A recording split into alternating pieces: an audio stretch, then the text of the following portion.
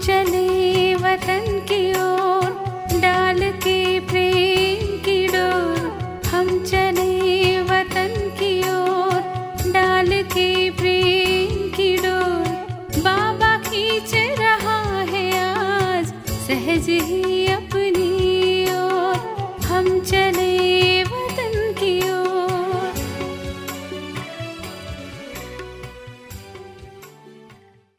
ஓம் சாந்தி. 1971 அவ்யக்த முரளிகள். தனிப்பட்ட சந்திப்புகள், பார்ட்டிகள். குழந்தையாவது நல்லதா அல்லது எஜமானன் ஆவது நல்லதா? எவ்வளவு முடியுமோ சேவையின் சம்பந்தத்தில் குழந்தைத்தன்மை மற்றும் தன்னுடைய முயற்சி செய்யும் நிலையில் எஜமான தன்மை, நெருக்கம் மற்றும் சேவையில் குழந்தைத்தன்மை, நினைவு யாத்திரை மற்றும் ஞான சிந்தனை செய்வதில் எஜமான தன்மை, உடன் இருப்பவர்கள் மற்றும் சபையில் குழந்தைத்தன்மை மற்றும் தனிப்பட்ட நிலையில் எஜமான தன்மை. இதுதான் யுக்தியுக்தாக நடந்து கொள்வது. எப்பொழுதும் ஊக்கம் உற்சாகத்தில் ஒரே சீரான நிலையில் இருப்பதற்காக எந்த விஷயம் நினைவில் இருக்க வேண்டும்? அதற்காக யார் எப்பொழுதும் சம்பந்தத்தில் வருகிறார்களோ அவர் மாணவனாலும் சரி அல்லது உடன் இருப்பவர்களாக இருந்தாலும் சரி, அனைவரையும் திருப்திப்படுத்துவதற்கான உத்வேகம் இருக்க வேண்டும். உத்வேகம் இருப்பதினால் ஈஸ்வரிய ஊக்கம் உற்சாகம் இருக்கிறது இல்லையா? அது எப்பொழுதும் ஒரே சீராக இருக்கிறது. யாரை பார்த்தாலும் அவரிடமிருந்து அனைத்து நேரத்திலும் குணத்தை எடுத்துக்கொண்டே இருங்கள். அனைவரின் குணங்களின் பலம் கிடைப்பதினால் நிரந்தரமாக உற்சாகம் இருக்கும். உற்சாகம் குறைவதற்கான காரணம் மற்றவர்களின் விதவிதமான சொரூபம், விதவிதமான விஷயங்களை பார்ப்பது மற்றும் கேட்பதினால் ஆகும். குணத்தை பார்ப்பதற்கான ஆர்வம் இருக்கிறது என்றால் ஒரே சீரான உற்சாகம் இருக்கும். குணத்திருடன் ஆவதினால் மற்ற திருடர்கள் ஓடிவிடுவார்கள். அனைவர் மேல் வெற்றி அடைவதற்கான என்ன வழி? வெற்றி அடைபவராக ஆவதற்காக ஒவ்வொருவரின் இதயத்தின் இரகசியத்தை தெரிந்து கொள்ள வேண்டும். எப்பொழுது ஒவ்வொருவரின் வாயிலிருந்து வரும் ஓசையை பார்க்கிறீர்கள் என்றால், ஓசையை பார்ப்பதினால் அவர்களுடைய இதயத்தின் இரகசியத்தை தெரிந்து கொள்ள முடியும். இதயத்தின் இரகசியத்தை தெரிந்து கொள்வதினால் அனைவரின் இதயத்தின் மேல் வெற்றி அடைபவர் ஆக முடியும். இதயத்தின் இரகசியத்தை தெரிந்து கொள்வதற்காக உள்நோக்கு முகமுடையவராக ஆக வேண்டும். எவ்வளவு இரகசியத்தை தெரிந்து கொள்வீர்களோ அந்த அளவு அனைவரையும் திருப்திப்படுத்த முடியும். எவ்வளவு திருப்திப்படுத்துவீர்களோ அந்த அளவு இரகசியத்தை தெரிந்து கொள்வீர்கள். பிறகு வெற்றி அடைபவர் ஆக முடியும். சரளமான சிந்தனையாளர்களின் அடையாளம் என்ன? யார் தானே சரள சிந்தனையாளராக இருக்கிறாரோ அவர் மற்றவர்களையும் சரள சிந்தனையாளராக ஆக்க முடியும். சரள சிந்தனை என்றால் எந்த விஷயத்தை கேட்டீர்கள், பார்த்தீர்கள் மற்றும் செய்தீர்கள் அது சாரம் நிறைந்ததாக இருக்கட்டும் மற்றும் சாரத்தை மட்டுமே எடுக்க வேண்டும். மேலும் எந்த விஷயம் மற்றும் காரியத்தை தானே செய்வாரோ அதிலும் சாரம் நிரம்பியதாக இருக்கட்டும். முயற்சி செய்வதும் சரளமாக இருக்கும். மேலும் யார் சரளமாக முயற்சி செய்பவராக இருப்பாரோ அவர் மற்றவர்களையும் சரளமாக முயற்சி செய்பவராக ஆக்கிவிடுகிறார். சரளமாக முயற்சி செய்பவர் அனைத்து விஷயங்களில் ஆல்ரவுண்ட் பல துறைகளில் தேர்ந்திருப்பது ஆக இருப்பார். எந்த ஒரு விஷயத்தின் குறைவும் தென்படாது. எந்த ஒரு விஷயத்திலும் தைரியம் குறைவாக இருக்காது. இதை இப்பொழுது செய்ய முடியாது என்ற வார்த்தை அவரது வாயிலிருந்து வராது. இந்த ஒரு முக்கியமான பயிற்சியை நடைமுறையில் கொண்டு வருவதினால் அனைத்து விஷயங்களில் உதாரணமாக ஆக முடியும். அனைத்து விஷயங்களில் உதாரணமாக ஆவதினால் கௌரவமாக தேர்ச்சி பெறுபவராக ஆக முடியும்.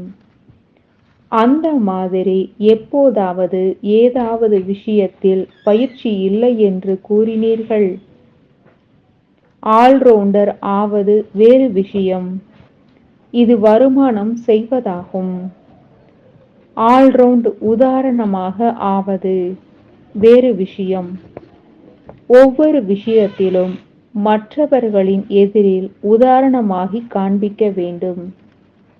ஒவ்வொரு விஷயத்திலும் முன்னேறி செல்வது, தன் மூலமாக அனைவருக்கும் வருமானம் செய்வதின் உற்சாகத்தை ஏற்படுத்துவது, இதுதான் ஆல்ரவுண்ட் உதாரணம் ஆவதாகும்.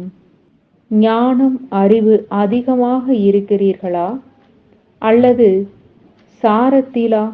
சென்சிபிளாக இருப்பவர் அவ்வளவு வெற்றி மூர்த்தியாக ஆக முடியாது. எசன்ஸில் இருப்பவர்களின் நறுமணம் அதிக நேரம் நிலைத்திருக்கும். அவர்களுடைய பிரபாவம் எப்பொழுதும் இருக்கும். யார் சென்ஸில் மட்டும் இருக்கிறார்களோ அவர்களுடைய பிரபாவமும் இருக்கிறது. ஆனால் அனைத்து நேரமும் இருப்பதில்லை. அனைவரின் கழுத்தில் வெற்றி மாலை இருக்கிறது. ஆனால் வரிசை கிரமமாக இருக்கிறது. சிலரின் கழுத்தில் பெரியது, சிலரின் கழுத்தில் சிறியதாக இருக்கிறது. இதன் காரணம் என்ன? எவ்வளவிற்கு எவ்வளவு ஆரம்பத்திலிருந்து மனதில் வார்த்தைகளில் காரியங்களில் வந்திருந்த பிரச்சனைகள் மற்றும் தடைகளின் மேல் வெற்றி அடைந்தவராக ஆகியிருக்கிறார். அதன்படி ஒவ்வொருவருக்கும் வெற்றி மாலை உருவாகிறது. ஆரம்பத்திலிருந்து பார்த்தீர்கள் என்றால் என்னுடைய வெற்றி மாலை எவ்வளவு பெரியது என்று தெரிந்து கொள்ள முடியும்.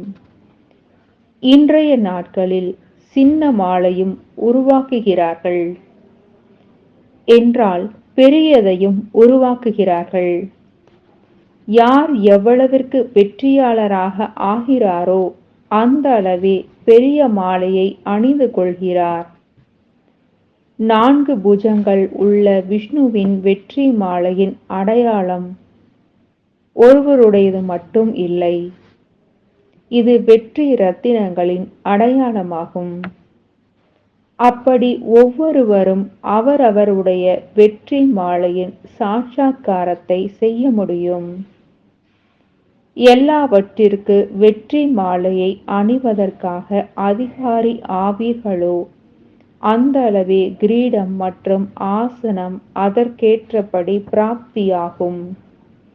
எனவே இந்த நேரத்து வெற்றி மாலையின் படி தன்னுடைய எதிர்காலத்து ஆசனத்தையும் புரிந்து கொள்ள முடியும். இங்கேயே இப்பொழுது அனைவரின் சாட்சாத்காரம் ஏற்படும். சாட்சாத்காரம் திவ்ய திருஷ்டியினால் மட்டுமின்றி பிரதட்சமாக சாட்சாத்காரமும் ஏற்படும். நடைமுறை நிரூபணம் கூட சாட்சாத்காரமாகும். எனவே வெற்றி மாலை எவ்வளவு பெரியது என்று கேட்டோம். ஒன்று சேவையின் பலம், இன்னொன்று அன்பின் பலம். எனவே அதிகப்படியான பலம் கிடைத்த காரணத்தினால் விசேஷ சேவை நடந்து கொண்டிருக்கிறது. யார் உடல் ரீதியாக தன்னை சக்தியற்றவர் என்று நினைக்கிறாரோ அவருக்கு இந்த பலம் இருக்கும் காரணத்தினால் வேறு யாரோ நடத்தி கொண்டிருக்கிறார் என்று அனுபவம் செய்கிறார். பொறுப்பில் இருப்பவராக ஆவதினால் மிக அதிகப்படியான பலம் கிடைக்கிறது. எப்படி சாகார பிரம்மா பாபா பொறுப்பில் இருப்பவர் ஆனதினால் அதிகப்படியான பலன் இருந்தது. இதிலேயும் அதே போல்தான். அதீந்திரிய சுகத்தின் அனுபவம் ஏற்படுவதினால் என்ன ஆகிறது? அதீந்திரிய சுகம் கிடைப்பதினால் இந்திரியங்களின் சுகத்தின் கவர்ச்சியிலிருந்து கவர்ச்சி இருக்கிறது இல்லையா?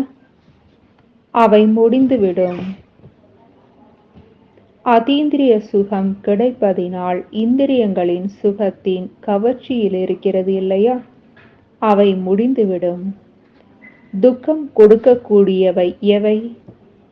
இந்திரியங்களின் கவர்ச்சி, சம்பந்தத்தின் கவர்ச்சி மற்றும் ஏதாவது கர்ம இந்திரியங்களின் வசம் ஆவதினால் விதவிதமான கவர்ச்சி ஏற்படுகிறது. அது அதீந்திரிய சுகம் மற்றும் மகிழ்ச்சி அளிப்பதில் தடையை ஏற்படுத்துகிறது. ஒரே நிலையில் புத்தி நிலைத்து விடுவதினால் ஒரே சீரான நிலை இருக்கிறது. எனவே எப்பொழுதும் புத்தியை ஒரே நிலையில் நிலைத்திருக்கச் செய்வதற்கான என்ன வழி கிடைத்திருக்கிறதோ அதை நினைவில் வைத்துக் கொள்ளுங்கள். ஆட விடாதீர்கள். ஆடுவது என்றால் குழப்பத்தை உருவாக்குவது. பிறகு நேரம் அதிகமாக வீணாகும். யுத்தத்தில் நேரம் அதிகம் செலவாகும். சக்திகளில் படங்களில் சக்தியனின் அடையாளமாக என்ன காண்பித்திருக்கிறார்கள்? ஒன்றோ அந்த அலங்காரங்கள், இன்னொன்றோ சம்ஹாரியாகவும் வதை செய்பவராகவும் காண்பித்திருக்கிறார்கள். அலங்காரம் எதற்காக? சம்ஹாரம், வதை செய்வதற்காக. அதே மாதிரி தன்னை அலங்காரி மற்றும் சம்ஹாரி என்று புரிந்து நடந்து கொண்டே இருங்கள். எப்பொழுது நான் சம்ஹார மூர்த்தியாவேன் என்ற இந்த நினைவு இருக்கிறது என்றால் ஒரு பொழுதும் மாயாவின் வசம் ஆக மாட்டீர்கள். அலங்காரம் அனைத்தும் சரியான முறையில் தாரணை செய்யப்பட்டிருக்கிறதா என்று எப்பொழுதும் சோதிக்க வேண்டும். ஏதாவது அலங்காரம் ஒருவேளை தாரணை செய்யப்படவில்லை என்றால் வெற்றி அடைபவராக ஆக முடியாது. எப்படி சுமங்கலி இருக்கிறார்? அவர் எப்பொழுதும் தன்னுடைய சுமங்கல்யத்தின் அடையாளத்தை அழியாமல் வைத்துக் கொள்வார். எனவே எப்பொழுது நீங்கள் சக்திகள் என்ற சக்தியின் அலங்காரத்தின் அடையாளம் எப்பொழுதும் நிலைத்திருக்கிறதா? எப்படி தன்னுடைய ஸ்தூலமான அலங்காரம் குறைந்து விடுகிறது, மேலே கீழே ஆகிவிட்டது என்றால் அதை அடிக்கடி சரி செய்கிறீர்கள். எனவே ஏதாவது அலங்காரம் குலைந்து விட்டது என்றால் அதை சரி செய்ய வேண்டும். யார் மிக பழமையானவர்களாக இருக்கிறார்களோ அவர்கள் முழுமையான அதிகாரம் எடுத்துச் செல்ல வேண்டும். அதிகாரம் எடுப்பதற்காக தன்மேல் முத்திரையிட்டு கொள்வதற்காக மதுபனில் வந்திருக்கிறீர்கள். இந்த மதுபன் கடைசி முத்திரை இடப்படும் ஸ்தானமாகும். எப்படி தபால் அலுவலகங்களில் கடைசி முத்திரை இட்ட பிறகுதான் கடிதம் செல்கிறது. இதுவும் சொர்க்கத்தின் அதிகாரி ஆவதற்கான முத்திரை மதுபனாகும். மதுபனில் வருவது என்றால் கோடி மடங்கு வருமானம் செய்வது. தடைகளை அழிப்பவர்கள்தான் இல்லையா? யார் தடைகளை அழிப்பவர்களாக இருக்கிறார்களோ அவர் தடைகளில் தோல்வி அடைபவராக ஆக முடியாது. இணைந்திருப்பவராக தன்னை புரிந்து கொள்ளுங்கள். பாப் தாதாவோ ஒவ்வொரு வினாடிக்கான துணை ஆவார். எப்பொழுதிலிருந்து ஜென்மம் எடுத்தீர்களோ அப்பொழுதிலிருந்து துணையாக இருக்கிறார். இங்கு ஜென்மமும் இந்த நேரம் ஏற்படுகிறது, துணையும் இந்த நேரம் கிடைக்கிறது. லௌகீகத்தில் முதலில் ஜென்மம் ஏற்படுகிறது, பிறகுதான் துணைவன் கிடைக்கிறார். ஆனால் இங்கு இந்த நேரமே ஜென்மம், இந்த நேரமே துணைவன். இரண்டாவது, இன்று பாப் தாதா குழந்தைகளுக்கு என்ன பரிசு தருவதற்காக வந்துள்ளார்? நிராகார தந்தையின் பரிசு எது மற்றும் சாகார தந்தையின் பரிசு எது? இரண்டு பரிசுகளும் கிடைத்திருக்கின்றனவா? இருவரின் பரிசுகளும் ஒன்றேதானா அல்லது வேறு வேறா? பரிசோ அனைவருக்கும் கிடைத்திருக்கிறது. தந்தை மற்றும் மூத்த சகோதரர் மூலமாக பரிசு கிடைத்திருக்கிறது. அனைத்து ஆத்மாக்களுக்காக பரிசாக சொர்க்கமோ அனைவருக்கும் கிடைக்கவே செய்கிறது. ஆனால் யார் நெருக்கமான அன்பான குழந்தைகளோ மற்றும் அனைத்து காரியங்களில் சகயோகியாக ஆகிறார்களோ அவர்களுக்காக இருவரிடமிருந்து தனித்தனியாக பரிசு கிடைக்கிறது. சாகாரத்தில் பாப் தாதா மூலமாக விசேஷமாக ஒரே ஒரு கிஃப்ட் என்ன கிடைத்திருக்கிறது? இது யார் அன்பான மற்றும் சகயோகி ரத்தினங்களோ அவர்களுக்குத்தான் கிடைத்திருக்கிறது. அந்த சொர்க்கத்தின் பரிசு வரதானத்தில் கிடைத்திருக்கிறது. சாகார மற்றும் நிராகார தந்தைகள் மூலமாக ஒவ்வொருவருக்கும் விசேஷமான வரதானமும் கிடைத்திருக்கிறது மற்றும் பரிசும் கிடைத்திருக்கிறது. சில அந்த மாதிரி வரதானமும் ஒவ்வொருவருக்கும் அவரவருக்கென்று கிடைத்திருக்கிறது. அதன் மூலம் உழைப்பில்லாமல் வரதானம் மூலமாக வெற்றியை அடைந்து கொண்டே இருக்கிறார்கள். வரதானத்தையோ அவரவர்களுடையதை தெரிந்திருக்கிறீர்கள். சிலருக்கு சில விசேஷ சக்தியின் வரதானம் கிடைத்திருக்கிறது.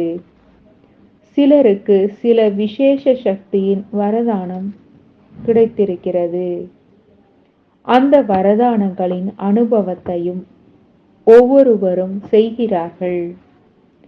சிலருக்கு அனைவருக்கும் சகயோகி ஆவதற்கான வரதானம் கிடைத்திருக்கிறது.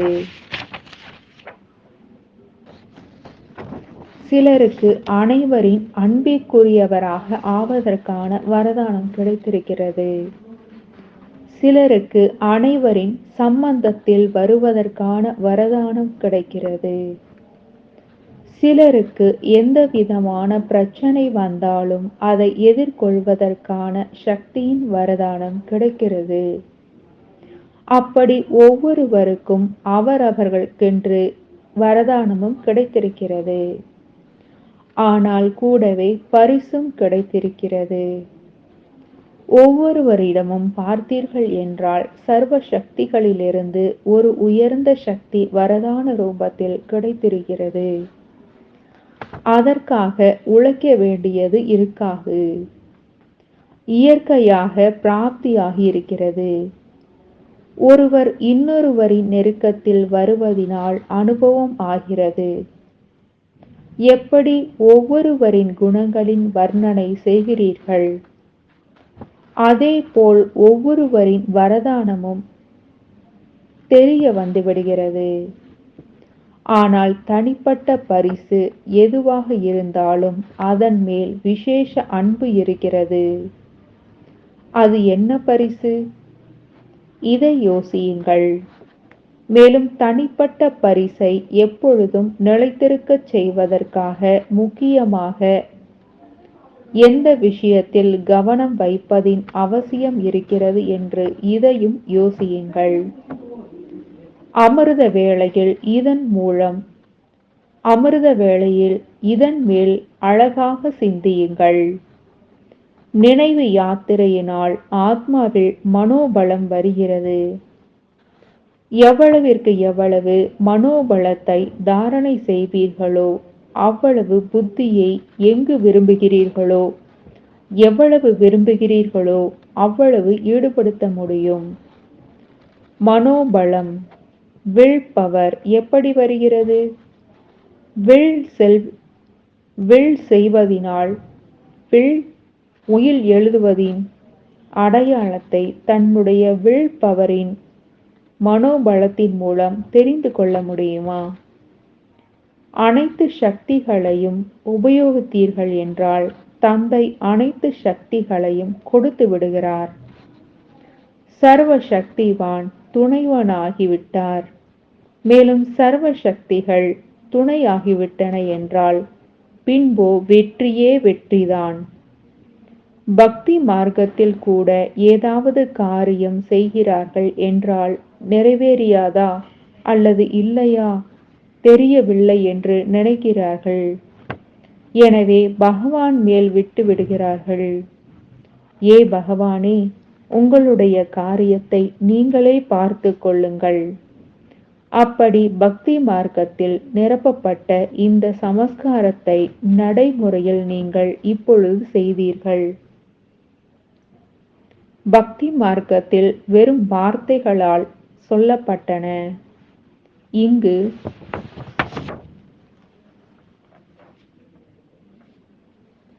இங்கு ஞான மார்க்கத்தில் செய்தீர்கள்.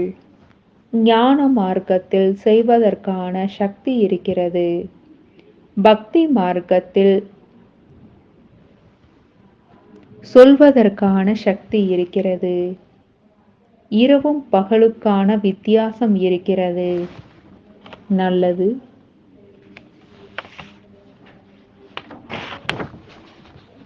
மூன்றாவது, மதுபன் நிவாசிகளுடன். மதுபன் வாசி என்றால் மதுரதா, இனிமையானவர் மற்றும் எல்லைக்கு அப்பாற்பட்ட வைராகியம் உடையவர். யார் எல்லைக்கு அப்பாற்பட்ட வைராகியம் உடையவராக இருப்பாரோ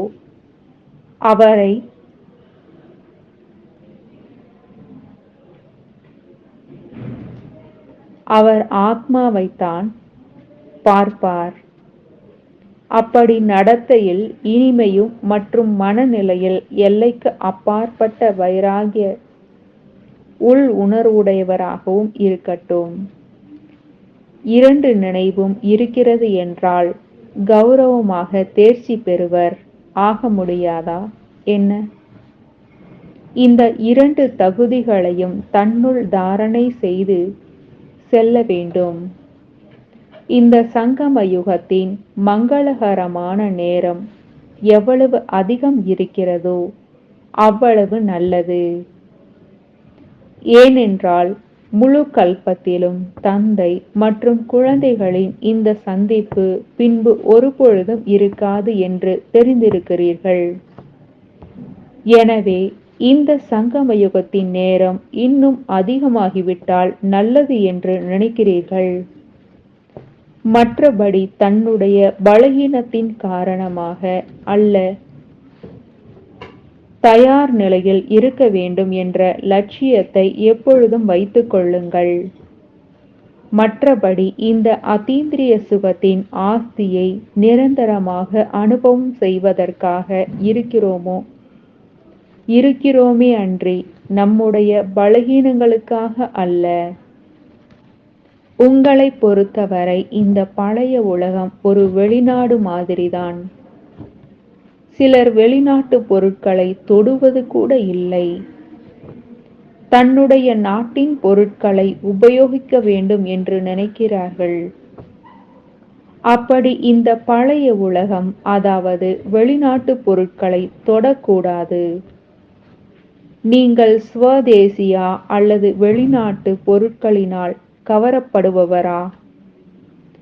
நான் ஸ்வதேசியாக இருக்கிறேன் என்று எப்பொழுதும் நினைக்கிறீர்கள். இந்த வெளிநாட்டு பொருட்களை தொடக்கூடாது. அப்படி தன்னுடைய உயர்ந்த தேசத்தின் ஆத்ம ரூபத்தின் பரம்தாமம் உங்களுடைய தேசமாகும். மற்றும் இந்த ஈஸ்வரிய குடும்பத்தின் கணக்குப்படி மதுபன் தான் தன்னுடைய தேசமாகும். 2 தேசங்களின் போதையை வையுங்கள். நான் ஸ்வதேசி ஆவேன். வெளிநாட்டு பொருட்களை தொடக்கூட முடியாது. இப்பொழுது சக்திசாலியான படைப்பவர் ஆகுங்கள். படைப்பவரே பலகீனமானவராக இருக்கிறார் என்றால் படைப்பாக எதை படைப்பார்? அலங்கரிக்கப்பட்டவராகி வெளிப்பட வேண்டும். நிரந்தரமாக ஒரே சீரான நிலையில் நிலைத்திருந்து காண்பிப்பதில் அனைவருக்கும் சாட்சாத்காரம் கிடைக்கும் அளவிற்கு ஒரு உதாரணமாக ஆக வேண்டும். துவாபர யுகத்திலோ பக்தர்கள் சாட்சாத்காரம் செய்வார்கள். ஆனால் இங்கு முழு தெய்வீக குடும்பமும் சாட்சாத்கார் மூர்த்தியாக இருக்கும். உங்களிடமிருந்து சாட்சாத்காரம் செய்யட்டும். சேமிப்பு செய்ய வேண்டும். சம்பாதித்தோம் மற்றும் சாப்பிட்டோம் என்ற இதையோ 63 ஜென்மங்களாக செய்தே வந்திருக்கிறோம்.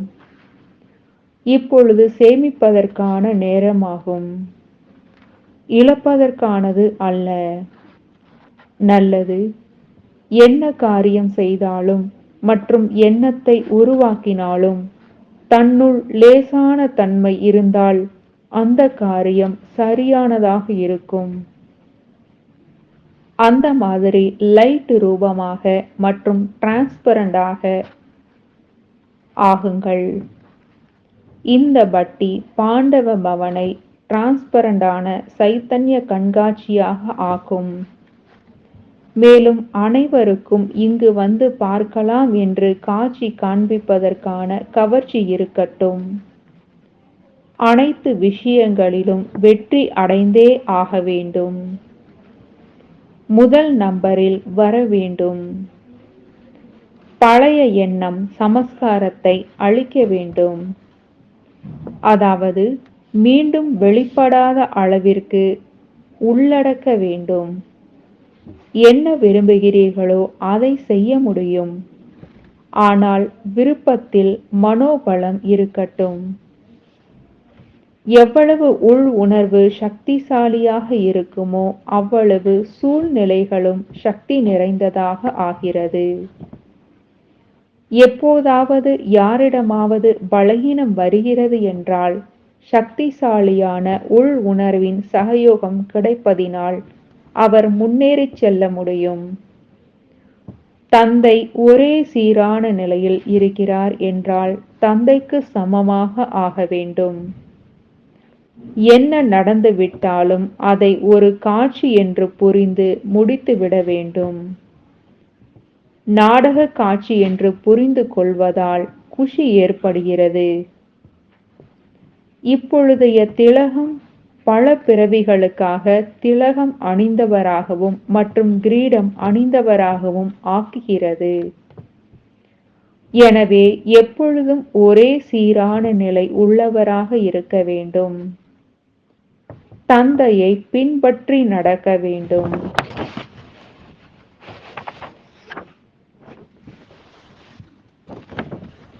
யார் மகிழ்ச்சி நிறைந்தவராக இருக்கிறாரோ அவரே எப்படிப்பட்ட மனம் உள்ளவரையும் மகிழ்ச்சி உடையவராக ஆக்குவார்.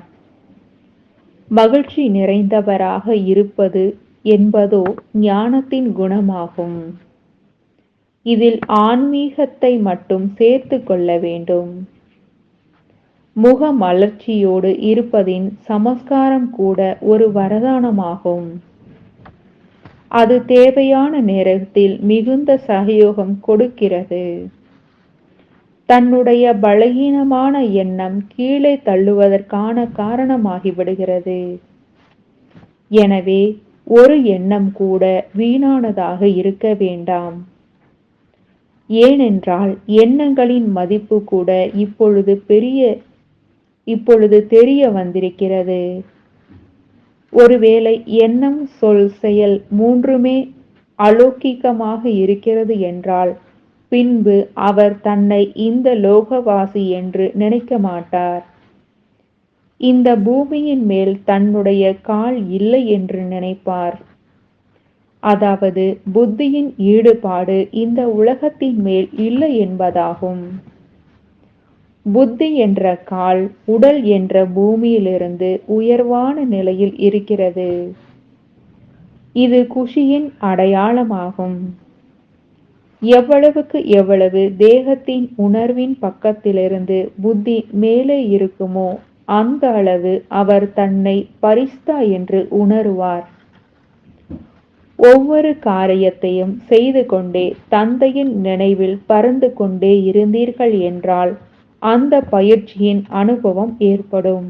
நாம் பறந்து கொண்டிருக்கிறோம் என்ற மாதிரி நிலை இருக்கட்டும். நல்லது. ओम शांति।